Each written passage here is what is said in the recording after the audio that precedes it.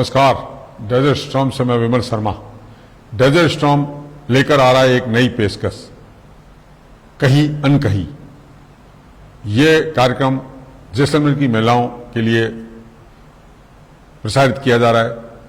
इस कार्यक्रम में महिलाओं द्वारा कहीं अनकहीं के माध्यम से अपनी बात महिलाओं के सशक्तिकरण के लिए अपनी बात रखेंगी, अपने जीवन की अनछुए पहलुओं को चर्चा करेगी।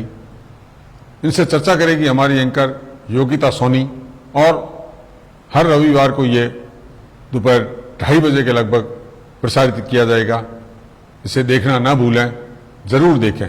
बदल जाओ वक्त के साथ या वक्त बदलना सीखो। मजबूरियों का रोना छोड़ो, हर हाल में आगे बढ़ना सीखो। परेशानियां तो जीवन में आती ही रहती हैं, पर उन परेशानियों के समय में अपने आत्मविश्वास के साथ खुद को स्थिर बनाए रखना और उन मुसीबतों से आगे बढ़ना ही जीवन का नाम है। नमस्कार, मैं हूं योगिता सोनी और आप देख रहे हैं कहीं अनकहीं। आज की हमारी सीरीज में आज की जो हमारी गेस्ट है, उन्होंने राह तो कुछ और चुनी थी, पर जीवन के फलसफों ने उनकी राह को बदल दिया। आइए जानते हैं कि उन्होंने ऐसा क्यों किया और कैसे हुआ। आइए मिलते हैं शालिनी महेचा से। नमस्कार शालिनी। नमस्ते मैम। आपका बहुत बहुत स्वागत है डेजर्ट स्टॉर्म न्यूज़ में। Thank you ma'am. जी, आप अभी क्या करती हैं?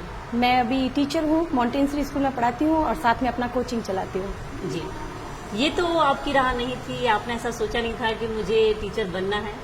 मैंने सोचा तो डॉक्टर बनने का था। मेरी मम्मी का सपना शुरू से रहा है कि आप डॉक्टर बनोगे आगे जाकर, पर टाइम कुछ ऐसा होता है कि मैंने तैयारी भी की 2 साल जोधपुर जाकर, पर मैं सेलेक्ट नहीं हो पाई। MBBS मुझे नहीं मिला।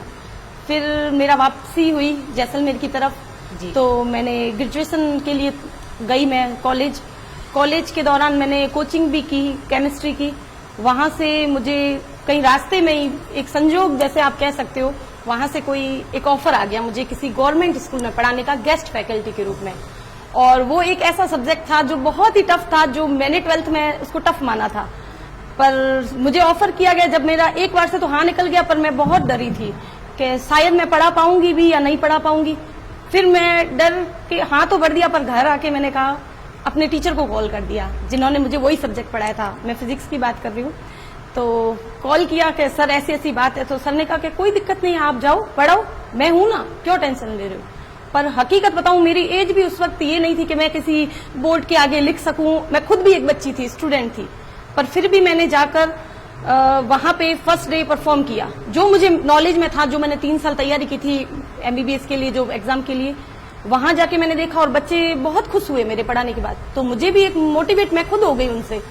फिर काफी दिक्कतें भी आती थी पढ़ाते वक्त, तो मैं सीधा घर आके सर से पूछती थी, सर आज बच्चे ने ये क्वेश्चन पूछ लिया। तो मैं अपडेट होती रही धीरे धीरे, और उन्होंने मेरी हेल्प की।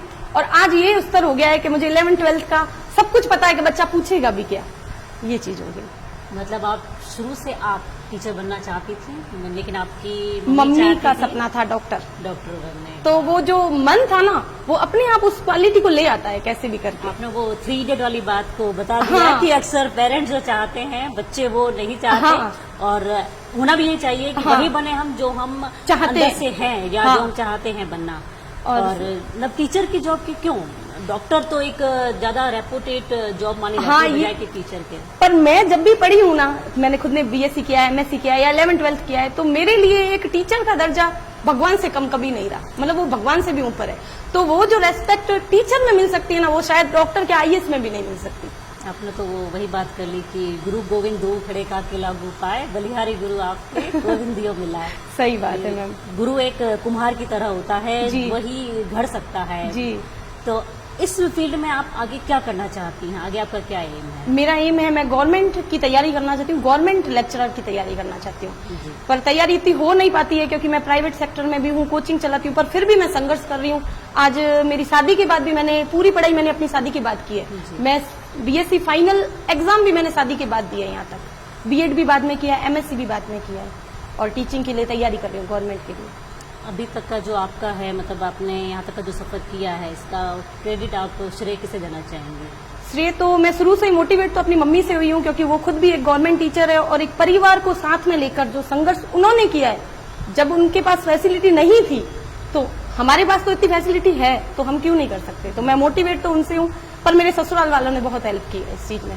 आगे जो सहारा देना होता है ना, वो मेरे हस्बैंड ने भी की और मेरे सास ससुर ने भी बहुत की हेल्प इस चीज में। आपको जैसे बच्चियां भी कई ऐसी मिलती होंगी जो 11th-12th के बाद कई बार सोचती है कि नहीं मैम अब हम आगे नहीं पढ़ पाएंगी, हाँ। या हमारे पेरेंट्स अब मना कर रहे हैं, या हमारी शादी की बात हो रही है, तो आप उस समय उन बच्चों को किस तरह से ट्रीट करती हैं? उनको मैं अपना ही उदाहरण देती हूँ और ऐसे किस्से काफी हुए मेरे साथ। और मेरे हाथ से आप मानेंगे नहीं, 15-20 बच्चियां तो ये पीटीटी के एग्जाम में भी सिलेक्ट हो गई और अभी भी जारी है, और कुछ की शादियां भी हो गई है और कुछ गवर्नमेंट जॉब भी लग गई है एसटीसी करते। तो जैसे आप उनको ही मोटिवेट करती हैं, या आपको भी ऐसा मतलब कोई इंसिडेंस हुआ कि आपको उनके पेरेंट्स से ही बात करनी पड़ी हो कि हाँ। नहीं आप इन्हें आप इस तरह से रुकिए मत पढ़ाई जी, कीजिए? कुछ के जैसे एंगेजमेंट के ऑफर, यहाँ समाज ऐसा ही है अपने जैसलमेर में माहौल होता है कि 18-20 के होते ही नहीं है कि शादी की बात हो जाती है। मेरी खुद की भी 19 साल की उम्र में शादी हो गई थी, तो आधी पढ़ाई तो मैंने बाद में ही की है। तो मैं उनको यही कहती हूँ कि आज अगर मैं गवर्नमेंट में सेलेक्ट होने से थोड़ी सी भी कहीं अटकती हूँ तो उसका कारण कुछ ना कुछ जिम्मेवारियां बन जाती है कि करनी तो पड़ती है वो भी पूरी। तो थोड़े से इनको ख्वाब पूरे करने दो, फिर आप शादी कर लीजिए, पर इनको पहले इनके ख्वाब पूरे होने दीजिएगा। पर पेरेंट्स के भी तो ख्वाब होते हैं। वो भी सही है, वो भी अपनी जगह गलत नहीं है, लेकिन मैं चाहती हूँ अगर कोई बच्ची पढ़ रही है और वो अपने सक्सेस को प्राप्त कर लेगी तो थोड़े दिन ठहर जाइए ना, तो फिर वो आत्मनिर्भर होना लड़की का बहुत जरूरी है, ये चीज जरूरी है। तो मैंने तो आप मेरी कोचिंग की तरफ आना, आगे फर्स्ट मेरी कोई कोचिंग का नाम भी नहीं है, बेटी संग शिक्षा। जैसलमेर में क्या रूल होता है, लड़के का नाम संग लड़की का, संग ठीक है। आप मेरी कोचिंग में आना, ना मेरा कोई नाम है, ना मेरा कोई पैम्पलेट है, ना मेरी कोचिंग का सेंटर का कोई एडवर्टाइजमेंट है, सिर्फ यही है, बेटियों के लिए शिक्षा, बेटी संग शिक्षा। बस पहले पढ़ाओ फिर शादी। बिल्कुल, मतलब आप बेटियों के लिए एक मशाल लेके आगे चल रही जी। हैं उनकी पढ़ाई के लिए। जी। बहुत बढ़िया। टीचिंग, जैसे भी आपने कहा कि मैं गवर्नमेंट की तैयारी कर रही जी। हूँ, तो क्या आप अपनी प्राइवेट जॉब से संतुष्ट नहीं है, या आपको लगता है कि वहाँ कुछ कमी है? हाँ, थोड़ी कमी तो रहती है और मैं खुद भी सिक्योर होना चाहती हूँ। नहीं तो क्या होता है कि बच्चियां मुझे देख के मोटिवेट होती है और कल को ये भी कहीं ना कहीं सवाल आएगा, मैम आपकी गवर्नमेंट जॉब तो नहीं लगी। ये बात कहीं ना कहीं अखरेगी, जबकि मैं गवर्नमेंट से अच्छा कर रही हूँ। गवर्नमेंट में मैंने गवर्नमेंट के टीचर को देखा है, मैं सबकी बात नहीं कर रही, कुछ बहुत अच्छे टीचर भी होते हैं, लेकिन वो टाइम वो चाहकर भी नहीं दे पाते हैं, क्योंकि आज गवर्नमेंट की ये योजना है, उसमें जाओ उसमें जाओ, तो वो टीचर्स क्वालिटी में भी होते हैं फिर भी नहीं दे। तो मैं चाहती हूँ अगर मेरी गवर्नमेंट जॉब लग जाएगी तो मैं अलग से टाइम दे के उनको, अब मैं कह रही हूँ, अब आगे देखो भगवान का वो है भरोसा नहीं, क्या वो चाहता हम भी है। चाहते हैं, हम भी भगवान हाँ। से दुआ करेंगे आपकी बहुत जल्दी government thank you job ma'am, लग जाए। Thank you ma'am. जैसे आपने कहा सिक्योर हो जाते हैं, जब हम सिक्योर हो जाते हैं हाँ। तो कहीं आलस भी नहीं आ जाता है? हाँ, ये आपकी बात सही है एकदम, पर अभी तक मैंने इतनी जर्नी कर ली ना, तो मुझे कभी लगा नहीं कि मैंने आलस किया है। अपडेट होती रही तो भगवान ना करे आगे ऐसा हो, पर ये चीज अगर मेरे में आ गई तो लगेगा मेरे को प्राइवेट ही ठीक थी। नहीं, आपके जैसे पर्सनल राय क्या है? आपको नहीं लगता कि एक सरकारी नौकरी और एक प्राइवेट नौकरी हम जब करते हैं तो कहीं ना कहीं सरकारी में हम निश्चिंत होके चेयर हाँ। में बैठना, वो मार्ट साहब वाला वर्ड होता है ना, हाँ, कि हाँ सही सरकारी बात है। मार्ट साहब तो आराम से बैठे हैं, सही है। और प्राइवेट में वही तो हम बहुत ज्यादा मेहनत करते मेहनत हैं। बहुत करनी पड़ती है, वो भी है, पर मैं सिक्योर होना चाहती हूँ। मेरी फैमिली भी देखती है कि दिन रात मेहनत कर रही है। अब जैसे आपने कोरोना वाला टाइम देखा होगा, जी। क्या स्थिति होगी, तो उस वक्त थोड़ा सा लगता है कि इतनी मेहनत मैंने कर ली है तो एक बार सिक्योर तो हो जाऊं। मैं ये कोरोना चाहती का टाइमिंग आपके लिए कैसा रहा था एज अ टीचर? वैसे मेरे लिए तो अच्छा ही रहा था, इतना बुरा नहीं रहा। बाकी कोचिंग सेंटर पे बैन थे, पर मैंने इस तरीके से 6-6 बच्चों को दूर दूर बिठा के अपनी तरफ से जो हेल्प हो सकती थी, ऑनलाइन पीडीएफ भेजना या 6-6 बच्चों को बुला के डाउट क्लियर करना, पर मैंने 2-3 साल पढ़ाई को रोका नहीं और उनको कैसे भी मोबाइल के जरिए डिजिटल माध्यम से कैसे भी करके उनकी पढ़ाई जारी रखी थी और पूरा तैयार किया था उन बच्चों को मैंने। आपको नहीं था कोरोना का टाइमिंग ऐसा था कि जिसमें मतलब होशियार, कमजोर, हाँ। और कमजोर सब बच्चे सब बच्चे और बच्चे बहुत खुश हुए थे कि हमारा रिजल्ट ये है। एक्चुअल में वो उनका रिजल्ट नहीं था, वो उनकी नींव को कच्ची कर रहा था पूरी तरीके से, पर वो चीज अब उनको फील हो रही है। अब कहते हैं मैडम हमें वो चीजें वापस बता दो क्या था, तो मैं उस वक्त कहती थी मानते नहीं थे, पर वो भी सीखा उन्होंने, चलो अब वो उनको फील होता है। वैसे आप हमारे शो के माध्यम से जैसलमेर की महिलाओं को क्या संदेश देना चाहेंगे अपनी तरफ से? मैं यही संदेश देना चाहती हूँ कि आप अपनी पढ़ाई को जारी रखें, चाहे कैसी भी परिस्थिति हो। आप अगर चाहो तो आप कुछ भी हासिल कर सकते हो। एक बार के लिए सोचते हैं कि ये नहीं होगा वो नहीं होगा, प्रॉब्लम सबके होती है, कोई अकेले, मेरे प्रॉब्लम नहीं थी, आपके भी आएगी, लेकिन आपको कैसे मैनेज करना है आपको यही देखना पड़ेगा और जरूर आपकी मेहनत रंग लाएगी, क्योंकि भगवान सब देखता है।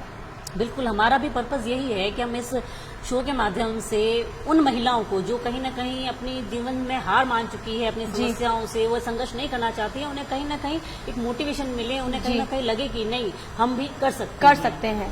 और जिम्मेवारियां घर की सबको निभानी पड़ती है, उनको भी देखिए और अब आत्मनिर्भर बनने की भी कोशिश कीजिए। दोनों ही चीजें जरूरी है। ये नहीं है कि बस आप अपने सपने पूरे कर रहे हैं, जिम्मेवारी को छोड़ रहे हैं, ये भी अच्छी बात नहीं। और जिम्मेवारी को ले रहे हो और सपनों को छोड़ रहे हो तो ये तो आप अपने पेरेंट्स के साथ धोखा कर रहे हो। बैलेंस बनाना बहुत जरूरी है। जी, आपने बहुत ही अच्छी आपसे बात हुई हमारी शालिनी Thank की, और you, हम ma'am. चाहते हैं कि अगली बार जब आपसे मिलें तो जी. आप सरकारी नौकर के थैंक यू मैम, काश आपकी विश पूरी, और मैं जल्दी कोशिश करूंगी कि मैं आपकी कामना पूरी करूंगी। Thank you ma'am, thank you, welcome.